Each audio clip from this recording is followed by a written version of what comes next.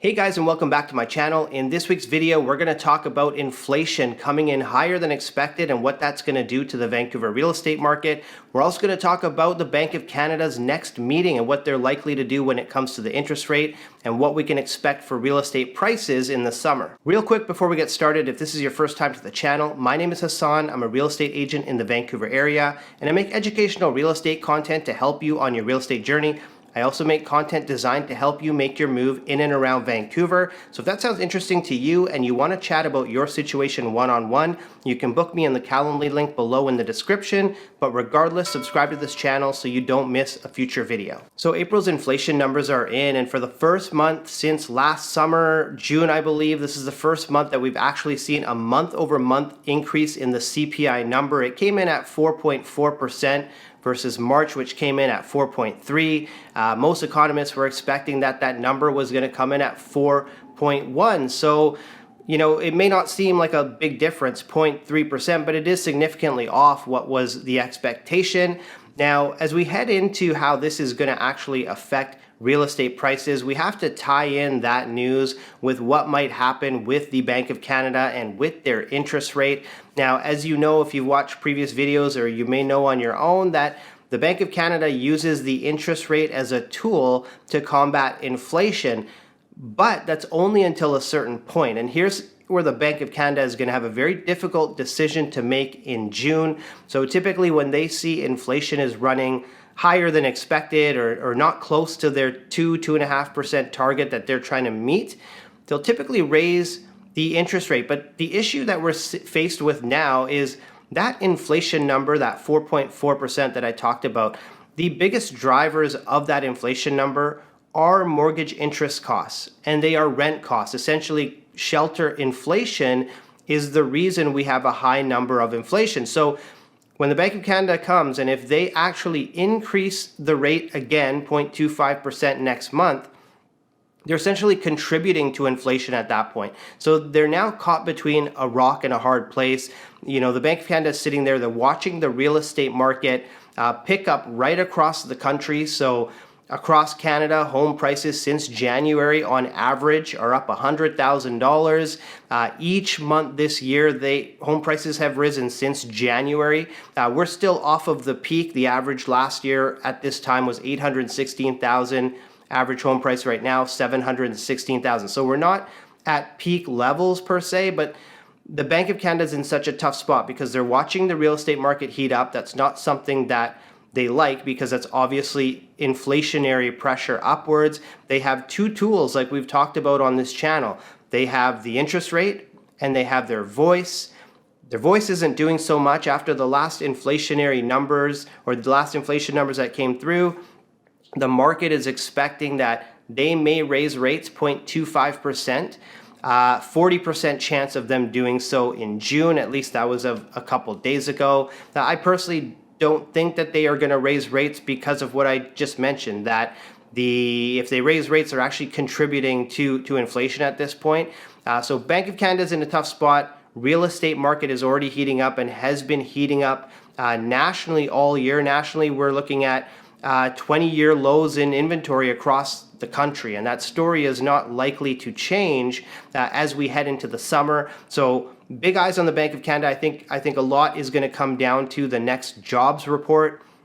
If we have another jobs report where we have added 10 times more jobs than economists were expecting, which has actually been the norm. They've been way off in terms of what they've been expecting for job growth. If we see another report with a lot of job growth, they may touch that rate. But what I can tell you is the Bank of Canada would love to not have to do that, because they're hurting their inflation number in the process. Now, I briefly touched on the national number in terms of home prices. When we look at Vancouver itself, Vancouver roughly around 1.24, 1.25, in and around that range for an average home price.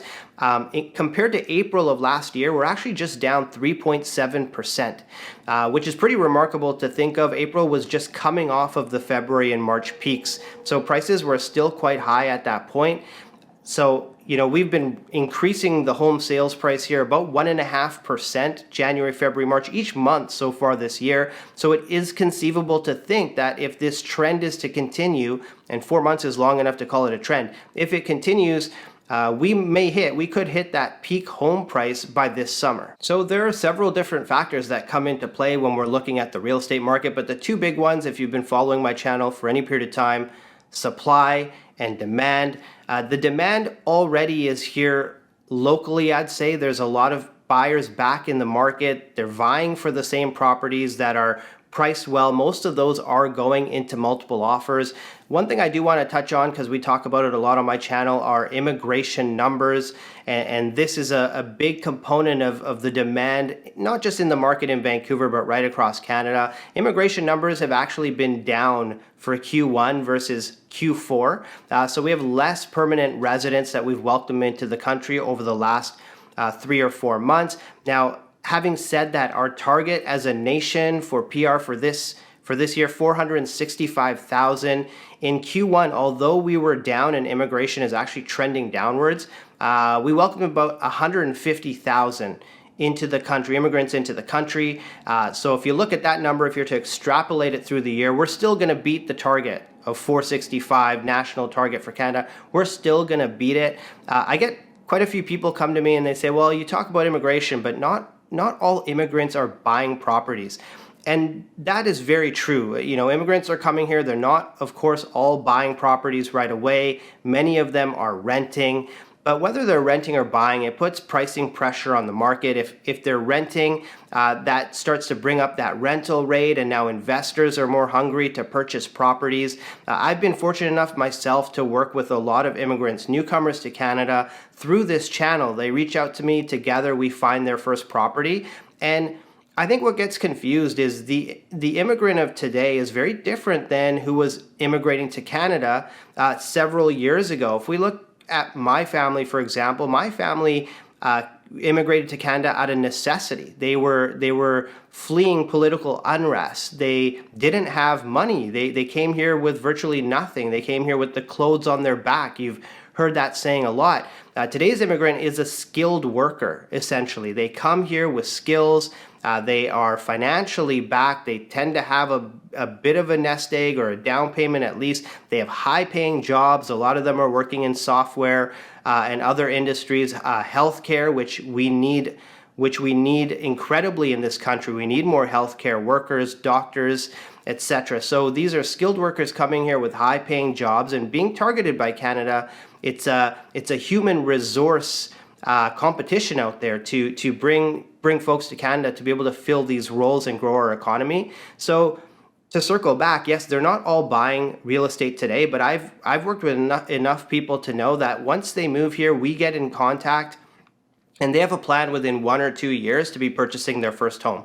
So they may come here, they may rent for a year so they can figure out the different areas, but very quickly they're entering the housing market. So very quickly they're adding to the demand when it comes to the buying side. So we touched on demand, but what about supply, and specifically as we head into summer? Now, typically what we see is supply drop off as we head into the summer months. A lot of people are vacationing with family, the kids are off school, people don't want people coming through their houses. For open houses, they want to take a couple months off. So typically we will see listings drop off, and at the same time we will generally see buyer activity drop off. Now, if they're to drop off at the same pace, then we can expect to see what we're seeing today in the real estate market. On a supply perspective, or from a supply perspective, we're already so low with quality supply. So if we start having supply drop off or not as many new listings hit the market, we're going to be in a tough spot. Buyers are going to be in a tough spot, and prices are going to continue to accelerate just based on the two metrics. I think if you're a seller right now and you've been contemplating putting your home on the market, you're not sure when is the right time to do it. I personally think that this summer is going to be different than summers of past.